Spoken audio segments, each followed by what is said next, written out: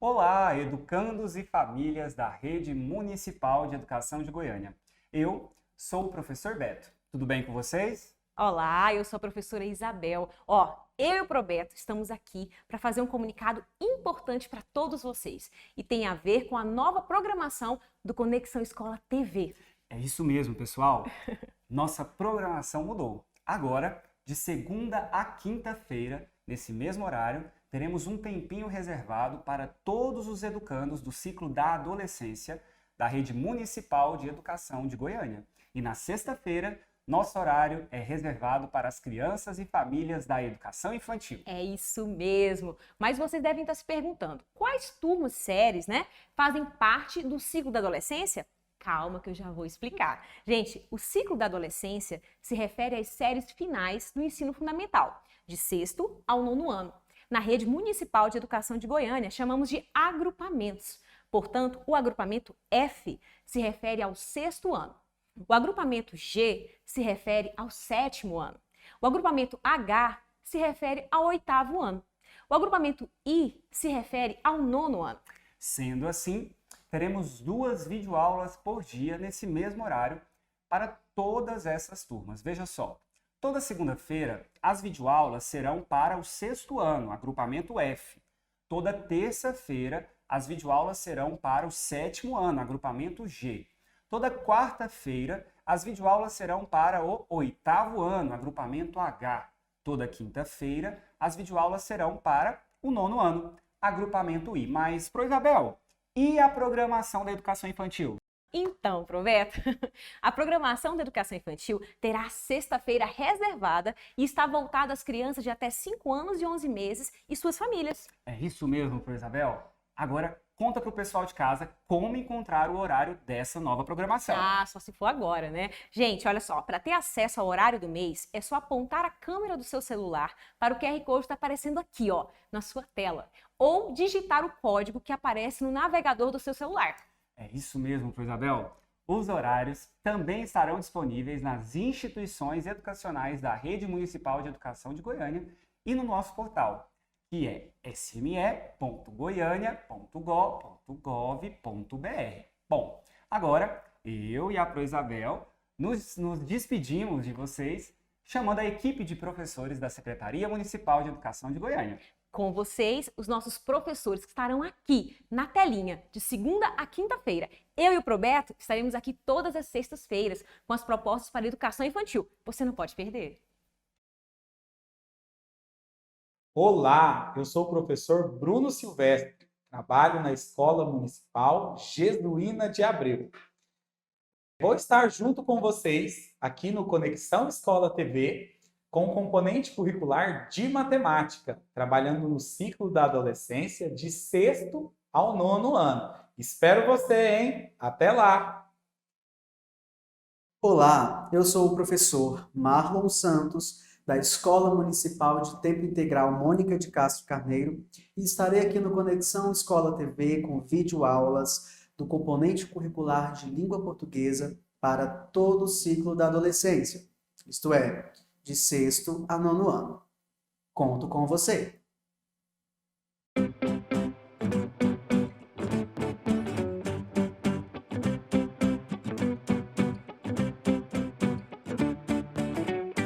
Olá, tudo bem? Eu sou o professor Marlon Santos, professor de português, e estou aqui com vocês hoje para falar um pouquinho sobre linguagem. Vamos refletir sobre linguagem?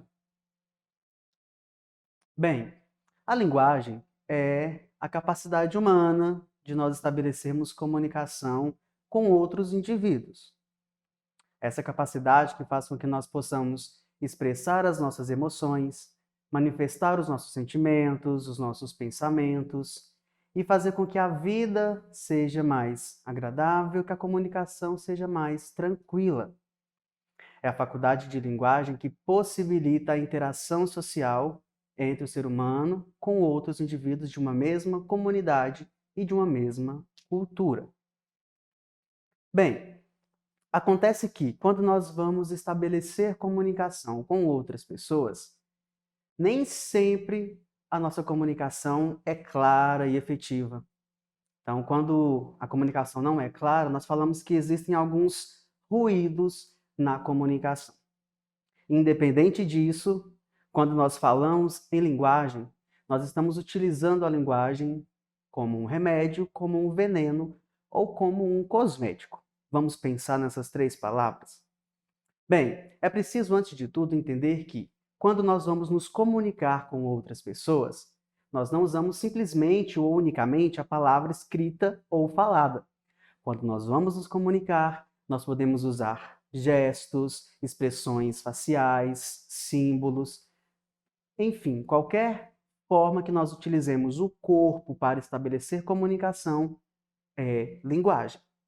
Então, muitas vezes, nós podemos entender que a linguagem é um remédio, porque ela pode ser usada, por exemplo, com as palavras, para falar coisas positivas para as pessoas, para incentivá-las a fazerem o melhor, para lhes dar um conselho. Ou às vezes a linguagem é um remédio quando nós simplesmente damos um abraço em uma outra pessoa, um olhar de otimismo, de confiança, né? Enfim, nesses momentos nós estamos utilizando a linguagem como um remédio.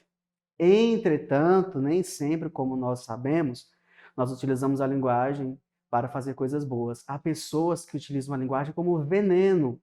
Há pessoas que utilizam a linguagem para falar coisas ruins e usam o corpo para realizar ações que prejudicam o outro.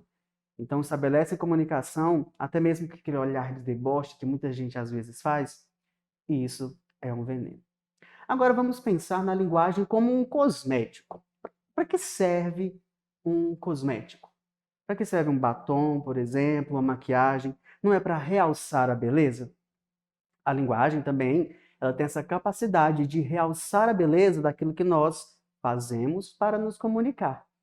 Por exemplo, quando uma pessoa deseja fazer uma apresentação usando o próprio corpo, dançando, por exemplo.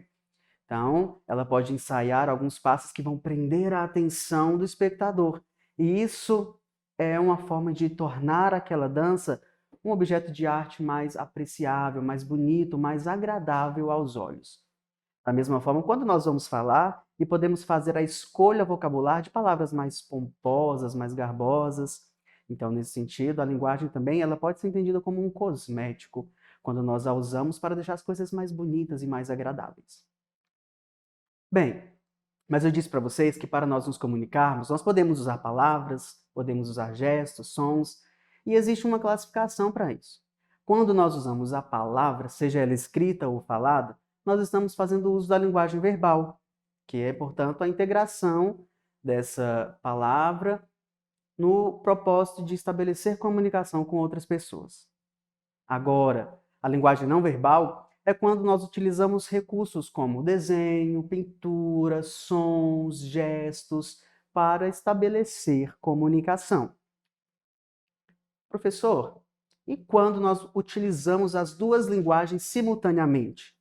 Por exemplo, nesse momento eu posso falar e gesticular, então eu estou usando a palavra e estou utilizando gestos corporais. Quando há o encontro dessas 2 linguagens em um texto, nós temos a linguagem mista. Sabe aquela história em quadrinho que você lê? É uma linguagem mista, porque nós temos ali os desenhos dos personagens, mas nós temos também os balões com as falas. Portanto, nós temos ali uma linguagem mista. E então nós pensamos, se nós utilizamos o corpo, nós utilizamos a palavra para estabelecer comunicação, às vezes a comunicação pode ter algum ruído, pode ter algum probleminha, mas as pessoas conseguem entender. E só isso basta entender a respeito da linguagem? Não. Existem as variações linguísticas. O que são as variações linguísticas? Vamos pensar o tamanho do nosso país. O Brasil é um país dividido em 5 grandes regiões e cada região tem suas particularidades. E isso também afeta a forma como as pessoas falam, a forma como as pessoas se comunicam, a forma como elas interagem dentro da comunidade a qual fazem parte. Então, nesse sentido, as variações linguísticas, elas acontecem em função de uma determinada origem social, regional, até mesmo cultural dos falantes e também da situação comunicativa em que eles estão inseridos.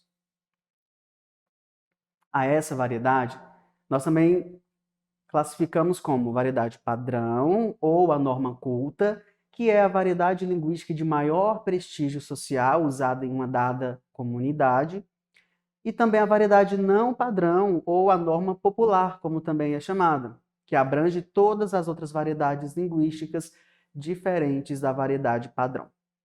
Vamos pensar, por exemplo, em uma pessoa que vive no Nordeste e utiliza no seu dia a dia termos como oxente, Maria, por exemplo, e vem aqui para a região centro-oeste, aqui para o estado de Goiás, por exemplo.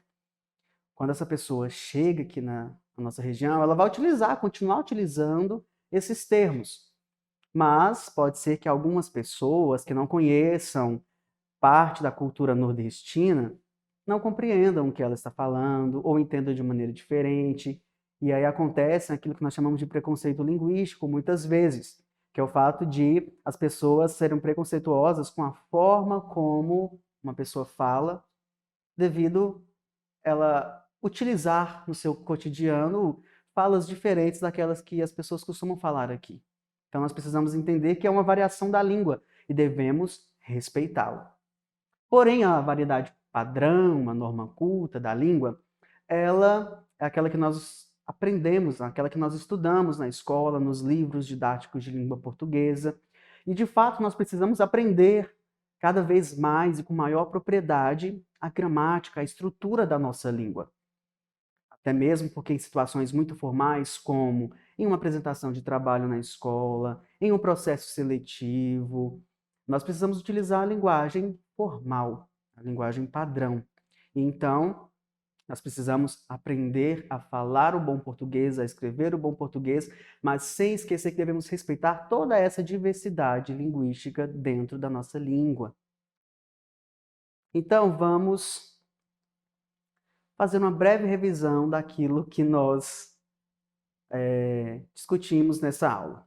Nós falamos sobre a linguagem, que é a capacidade inata, a capacidade humana de nós estabelecermos comunicação com outras pessoas. A linguagem, ela pode ser entendida como linguagem verbal, linguagem não verbal e linguagem mista. A linguagem verbal é quando eu utilizo, portanto, a palavra, seja ela escrita ou falada, para estabelecer comunicação. Agora, a linguagem não verbal nós utilizamos quando lançamos mão de símbolos, objetos, pinturas, desenhos para nos comunicarmos com outras pessoas. E a linguagem mista é quando há o encontro dessas duas linguagens. Nós também falamos sobre variação linguística e falamos sobre a variedade padrão, que é a norma culta, e a variedade não padrão, a norma popular. Também refletimos um pouquinho a respeito do cuidado que nós precisamos ter ao interagir com outras pessoas, respeitar a fala de cada uma, mas sempre com o cuidado de estar ciente que precisamos estudar a gramática da nossa língua para nos apropriarmos dela cada vez mais. Bem, você quer aprender mais sobre a linguagem, sobre a língua portuguesa? Acesse o portal Conexão. Lá nós vamos ter algumas atividades, alguns textos, algumas orientações. Eu tenho certeza que você vai ficar por dentro disso e muito mais. Então, um grande abraço e até a próxima aula.